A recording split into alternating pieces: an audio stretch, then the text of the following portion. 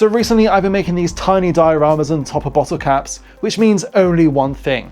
Today we're going to be making 2 Star Wars dioramas on top of a bottle cap. Now there's something really creatively fulfilling about making something on a bottle cap, even though it's pretty much just a 20mm base. And for this project we're going to be having a Stormtrooper and a Rebel facing off on the planet Yavin 4.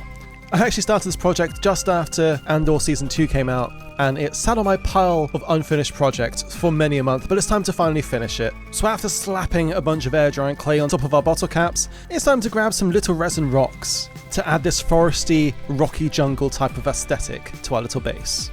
And all I'm using here is Humbrol's Smart Mud, and boy oh boy does this look just like real mud. But this is also another type of air drying clay, so after waiting a couple of hours for it to dry, I soak it in some watered down white glue, which means it's time to start sprinkling all of our flocking, and for this I'm using some fake leaves and some foam powder. And this creates that really awesome foresty texture we're going for, having leaves on the floor and this grass poking through.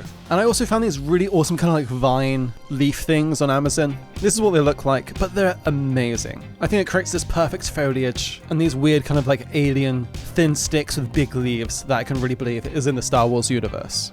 And the other thing I use for this are some aquarium plants. These are a fantastic way to get some really cheap plants for your Warhammer bases, or any bases for that matter. And after priming them in black and white, it's starting to look really cool. This is when everything starts to come together and I can kind of stop worrying that it looks really bad. And for this I'm going to be using my airbrush with some Minotaurum green, which gives a really nice green jungly forest vibe.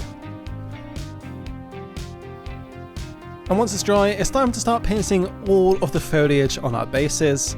And for this we're painting the rocks in a nice kind of dark grey, and it has this kind of cool purpley underhues coming out through the rocks, which I then started to slowly highlight up using lighter and lighter greys.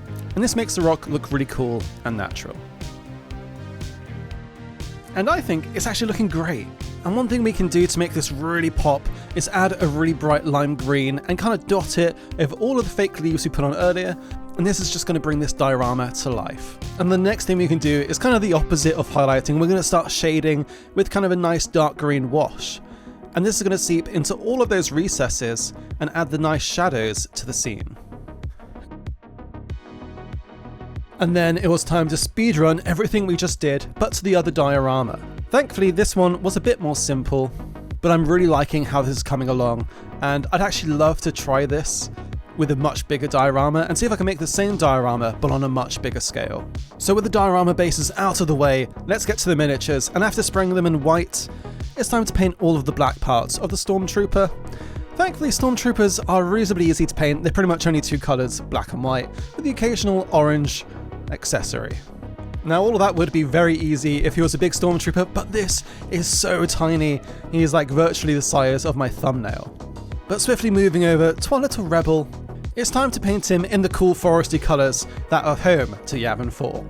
Now, one of the things I actually really did love about Andor Season 2 was all of the Rebel outfit designs. You could really see that there was no cohesive uniform within the Rebel standards.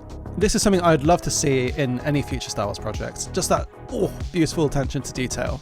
But I'm actually really happy with how this Rebel's turned out. Considering the size, he actually looks pretty decent. For my standards at least. But one thing I always do for a miniature, for better or worse, is adding this beautiful black enamel wash. What this is a watered down oil paint, and this is going to seep into all of the recesses, adding all of the shadows and contrast into our miniatures.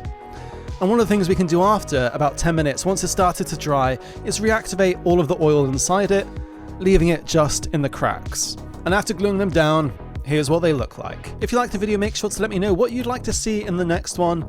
And let me know, what's your favourite period in Star Wars?